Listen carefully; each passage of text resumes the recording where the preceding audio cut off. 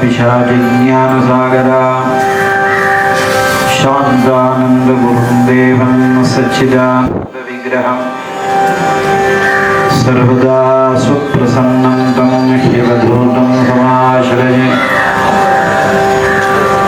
श्रीमद् गुरुवरं भूतं शङ्करानन्दयतीश्वरं प्रणमामि दयामूर्तिं अवधूतमहर्निशम् இன்றைய தினம் முருகாசிரமத்தை ஸ்தாபனம் செய்து அப்புறம் மகா திரிபுர சுந்தரி சக்தி பீடத்தை ஸ்தாபனம் செய்து இந்த இடத்திலேயே அருள் பாலித்து வரும் சங்கரானந்த சரஸ்வதி அவதூத மகா சுவாமிகளுடைய 100ஆண்டு விழா 101வது ஆண்டு விழா இப்பொழுது நடைபெற்று வருகிறது. சுவாமிகள் இந்த இடத்துல நித்தியவாசம் செய்கிறார் என்பதற்கு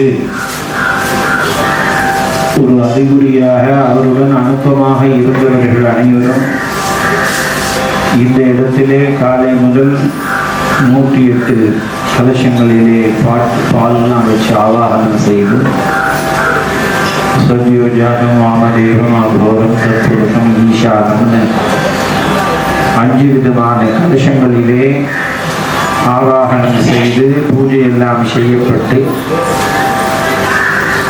இது ஒரு பாரம்பரிய பிராப்தியோட பகவான் கீதையில இந்த மாதிரி தர்ம கர்ம யோகம் எல்லாம் பரம்பரையா வரக்கூடியது என்று சொல்லியிருக்கிறார்கள். இமம் விகஸ்வதே யோகம் புரோக்தவான் அகமதியம் விவஸ்வான் மனவேற்றாக மனுஷ்வாதவை பிரதீத்து ஏவம் பரம்பரா பிராப்தம் இமம் ராஜரிஷையோ விது. அதனால பகவான் கீதையில் சொன்னப்பட்ட பிரகாரம் இந்த இடத்துல மகரிஷிகள் அனைத்துலக நலம் வேண்டி அரச அந்தன வைசிய வேதாள சமுதாயத்திற்கு எப்படி இந்த பக்தி நெறியை வழிவகுத்து கொடுத்து இருக்கிறார்களோ அப்படி இந்த சக்தி பீடத்தில் நடைபெற்று வருகிறது. அதே மாதிரி அபிஷேக கிரமத்திற்கும் அவர்கள் நமக்கு ஒரு ஸ்லோக ரூபத்தில் அமைத்து கொடுத்து இருக்கிறார்கள். பிரசமம் கந்த தைலம், முதல்ல வாசனை தைலம், த்விதீயம் பஞ்சகவ்யம், இரண்டாவது பஞ்சகவ்ய ஸ்நானம், பஞ்சாமிரதம் திருதீயம் ஸ்யாத், பஞ்சாமிரதம்ங்கிறது 3வது அபிஷேகம், 4வது அபிஷேகம் திருதஸ்நானம் சதுர்த்தகம், 5வது பால் பஞ்சமம் பயசா ஸ்நானம், ததி ஸ்நானம் து ஷஷ்டகம், 6வது தயிர், சப்தமம் மதுனா ஸ்நானம், 7வது தேன், இக்ஷுசாரம் அத அஷ்டமம், கரும்புச்சாறு 8வது அபிஷேகம், நவமம் பலசாரம் ஸ்யாத், பழரசங்கள் 9வது அபிஷேகம், தசமம் நாளிகேரஜம், இளநீர் 10வதாக அபிஷேகம், தசமம் நாளிகேரஜம், ஏகாதசம் கந்ததோயம், 11வது சந்தன தீர்த்தம், 12வது நாமெல்லாம் பகவான்கிட்ட சமர்ப்பணம் செய்த தீபூதியை எடுத்துக்கணும்னு அந்த தீபூதி அபிஷேகம்.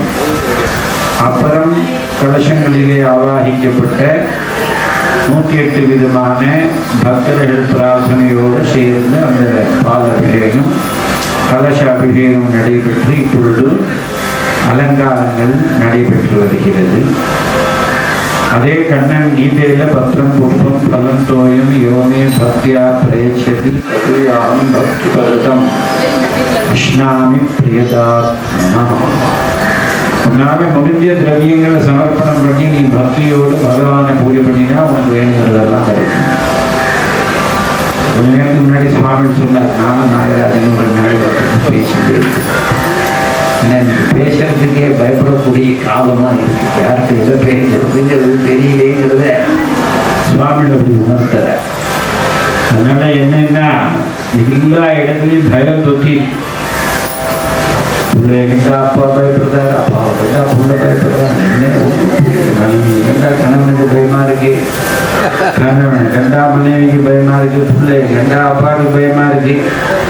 என்னையா கடைக்கு கூட்டின்னு போலான்னா இந்த மாதிரி ட்ரெஸ்ஸு தான் வேணும், அது புரியாது. இன்னும் வாங்கினது பார்ப்போம், இது சம்பாதிக்க வச்சது எடுத்து குழந்தைகளுக்கு தான் வாங்கி தரலான்னா அது சொல்றது தான் இவன் கேட்குறது. அதே மாதிரி குருநாதரும் சிஷ்யா சொல்றது தான் கேட்க வேண்டும். காரணம் அதனால இதெல்லாம் ஒரு பாரம்பரிய பிராப்தியாக தர்மமாக தொடர்ந்து நடைபெற்று வரணும்னா இந்த மாதிரி பெரிய ஆரவாரங்கள் இல்லாம எல்லோரும் பக்தியோட இருந்து இந்த இடத்துல குறுகிய மக்கள் இருந்தாலும் போதும்.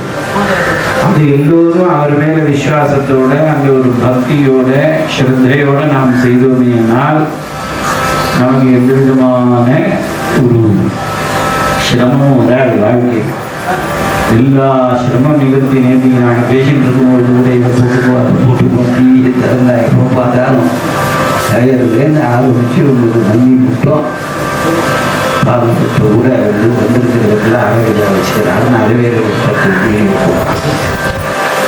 எல்லாம் அழகஜா தான் எத்தனையோ நாளாக இருக்கு. 3 அழகஜா எல்லாம் இருக்கு. திருவரங்கத்தில் அருள் பாலிக்கக்கூடிய ஸ்ரீரங்கநாத பெருமானுக்கு அபிஷேகங்கிறதே கிடையாது. இதே 3 அழகஜா இதெல்லாம் அழகரிச்சு வருஷத்துக்கு ஒரு திருப்பி சாத்தி இதெல்லாம் நம்ம சம்பிரதாயத்தில் பாரம்பரியமாக இருக்கு.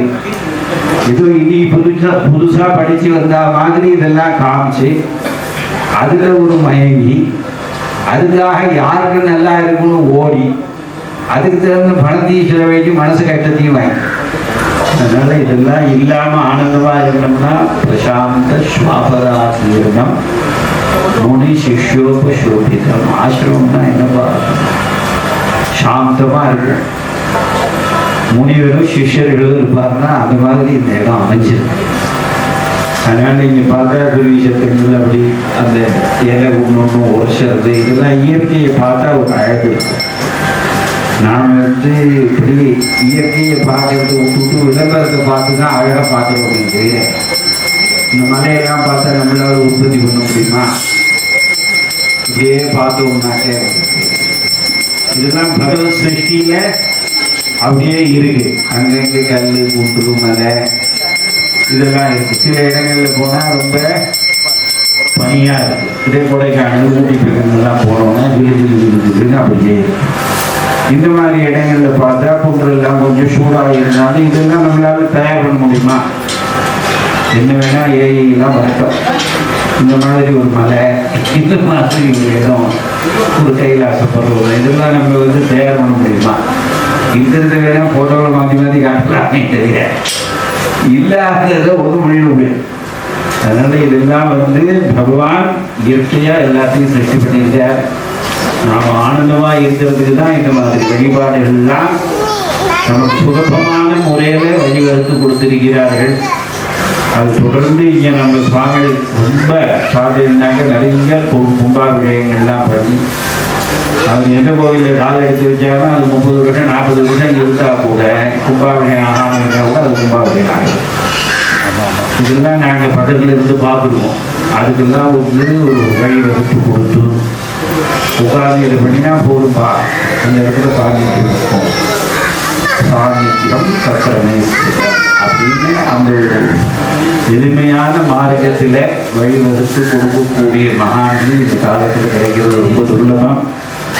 நாம் அவர்களெல்லாம் சேர்ந்து வாழ்ந்துருக்கோம்னா நம்ம பெரியவர்கள் செய்த புண்ணியம், நம்ம பரம்பரையில் வரக்கூடிய ஒரு ஆசீர்வாத அனுகிரகங்கள் தான் நமக்கு இது வேலை செய்வது. அதனால இங்கே இருக்கக்கூடிய மகா திரிபுர சுந்தரியினுடைய அருளும் சத்குருநாதர் சங்கரானந்த சுவாமிகளுடைய அருளும் எல்லோருக்கும் பரிபூர்ணமாக என்றென்றும் கிடைக்க வேண்டும் என்று தினமும் பிரார்த்தனை செய்வோம்.